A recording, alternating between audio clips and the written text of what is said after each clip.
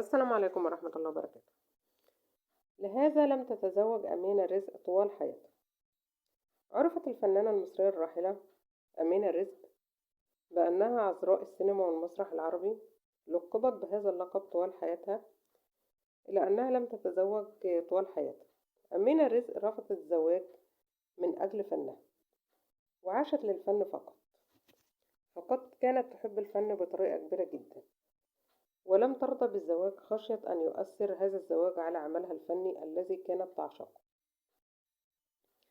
أمينة رزق قالت في حوار قديم لها كان على مجلة الكواكب، المجلة المختصة بالفن والفنانين: لم أندم على الإطلاق على عدم زواجي، لأن في ناس كتير فنانين لم يتزوجوا طوال حياتهم، ولكن أعلنوا ندمهم على ذلك. إلى أن أمينة رزق قالت: لم أندم على الإطلاق على عدم زواجي، لأن هناك العديد من الأسباب اللي جعلتني لا أفكر في الزواج. أول حاجة، البداية كانت من عشق لفن، وكان متعتي الفن، متعتي الجميلة اللي بحبها، ومتعتي الأولى الوقوف على خشبة المسرح وإسعاد الجماهير. بفرح جدا لما الجمهور بيضحك على المسرح، وده شيء بيسعدني. فوهبت نفسي للفن، وخشيت على الفن من أن ينافسه أحد أو يمنعني عنه أحد، حتى لو كان زوجي، رغم طابور المعجبين والخطابات اللي كانت بتجيني، والخطاب الذين أرادوا طلب يدي. وكنت على يقين من أن أي منهم لو وافقت على طلبه كان هيخيرني بين الفن أو الزواج. لذلك أصابتني عقدة نفسية جدا من كل الرجال. وأضافت: ولقد اعتدوا على تقديم إحدى المسرحيات مع عميد المسرح العربي الفنان الكبير جدا يوسف وهبي، اللي كنت بعشقه، وكانت أحداثها منصبة على فتاة انتحرت بعد أن غرر بها أحد الشباب، أو أنها تمرض بسبب حبها. فكل هذه الروايات كانت عبارة عن مآسي تستعرض من خلالها سطوة الرجل وقوة نفوذه على المرأة.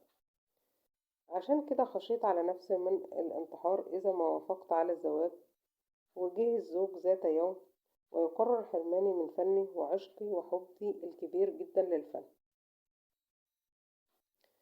أمينة رزق كلنا عارفين إن هي فنانة من زمن الفن الجميل، وقالت برضو في الحوار ده وكملت كلامها إن ظروف العمل في المسرح، وخاصة مسرح المبدع يوسف وهبي، هي اللي دفعتني لعدم التفكير في الزواج أبدا.